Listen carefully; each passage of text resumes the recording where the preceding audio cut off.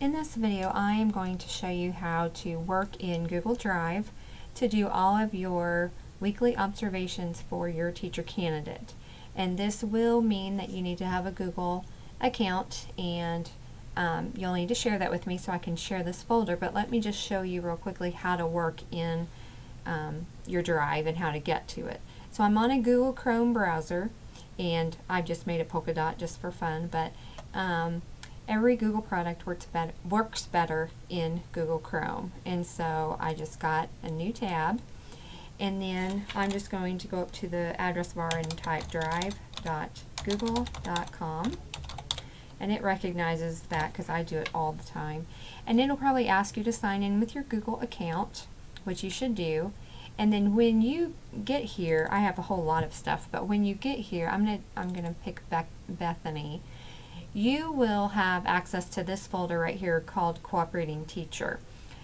You won't have these other things because those are for me. So I'll just share this one folder with you. And so when you go into that folder, you're going to have these forms. Now, what you're going to be doing is filling out a Google form for me, but you're going to do it each week.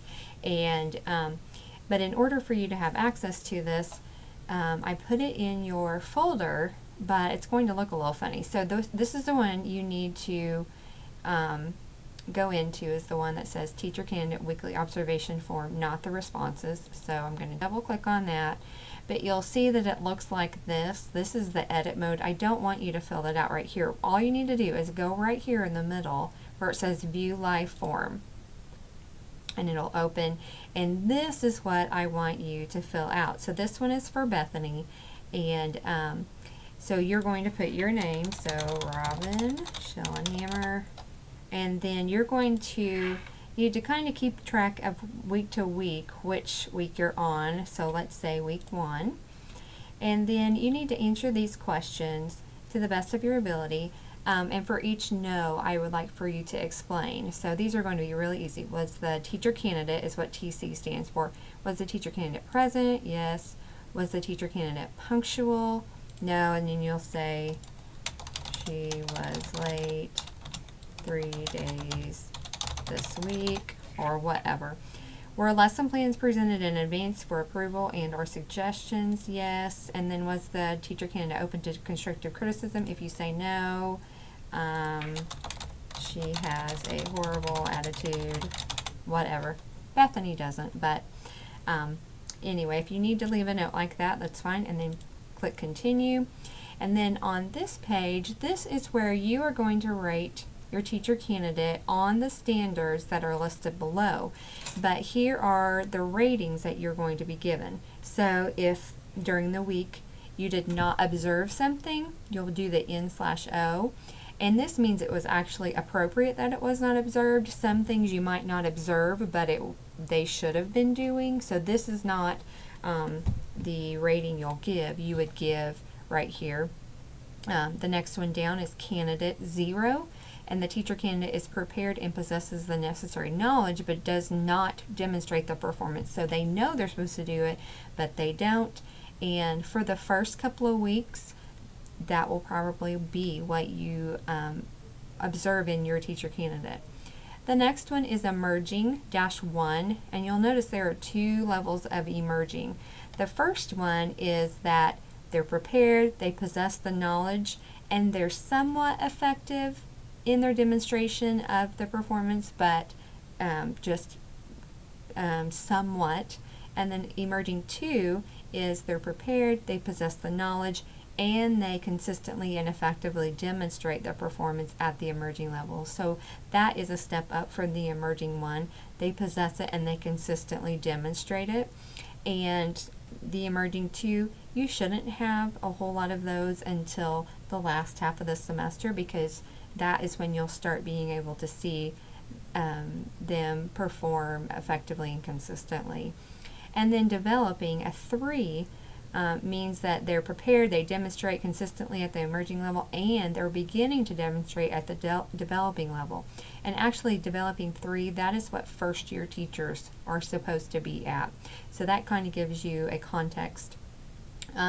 Standard 1, content knowledge aligned with appropriate instruction. So here you're talking about what they know and what language they use, and then do they know how to engage students.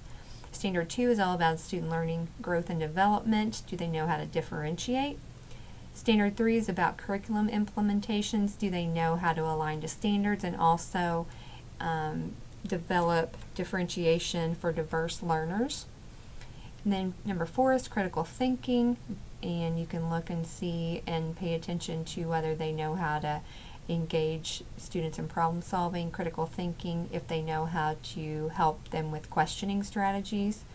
Standard 5 is all about the classroom environment, if they know how to manage the classroom, if they know how to manage time-space activities, even those transitions, and then what kind of classroom culture do they develop in the classroom.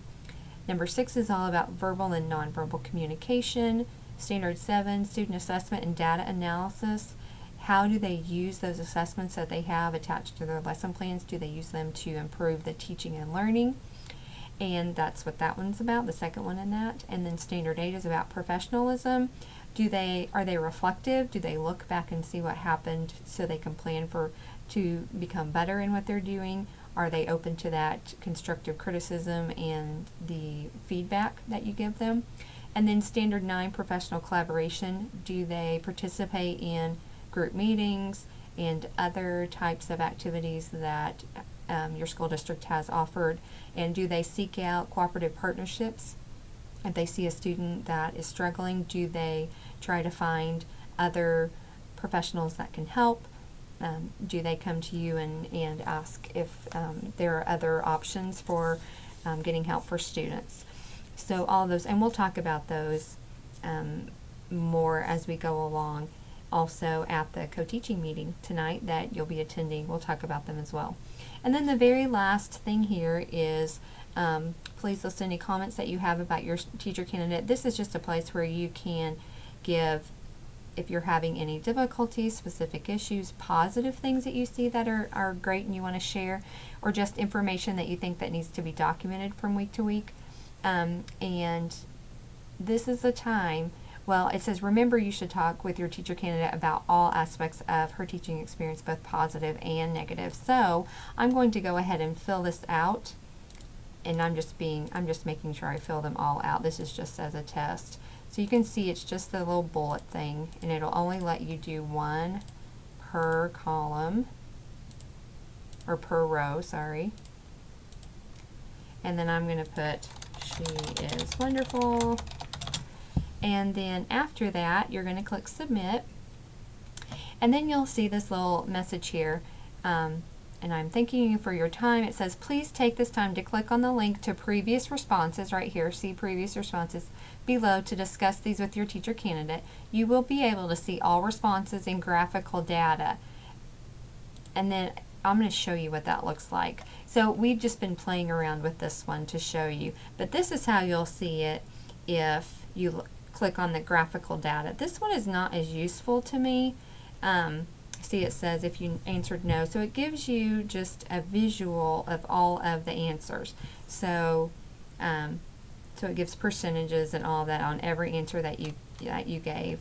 Now if you click on this one, you can see responses from week to week. So this is actually from this form, it gets filtered into a spreadsheet. And so if you click on that link, you will actually see each, so we've had 5 responses now, just playing with how we wanted this to look. Dr. Bryant and Mr. Spurgeon actually did it for me, and I did a couple myself. But if you see where this answer right here, it goes off the thing out of the cell where you can't see it. If you click on the top and you click on this wrap text, take it off and then put it back on, it actually will show you where you can see all of every answer. And I can't figure out how to make it do it automatically. If I ever figure it out, I will show you. But if you take it off and then put it back on, you can see all of that. So you can see from week to week, see this would be week 1, week 2, week 3, week 4, week 5. you can see exactly the progression over time. You can actually also see over here, if you keep going across, you'll see where the standards were, and it shows you exactly what you chose from week to week. So if we wanted to, when you're talking to your student teacher or your teacher candidate, you can show week 1, week 2, week 3, week 4. You should be seeing a progression over time. You should not be seeing a regression. And then over here on the very end it says please list any comments you may have about your teacher candidate below. So you'll be able to share those with your teacher candidate as well. So you can actually use this spreadsheet to then chat with your teacher candidate about what's going on and the progress that you're seeing. And then I will just get this spreadsheet. It will fill up from week to week, week 7, week 8, week 9, week 10. It'll just keep going on, and I only have one spreadsheet that I need to look at. And you'll need to do this by 5 p.m. on Monday night for the previous week, okay? So that'll make it better for me that I can see week to week. If you want to do it Friday of the week that you observe, that's fine too, but I just need you to do it by Monday of each week. And that is it.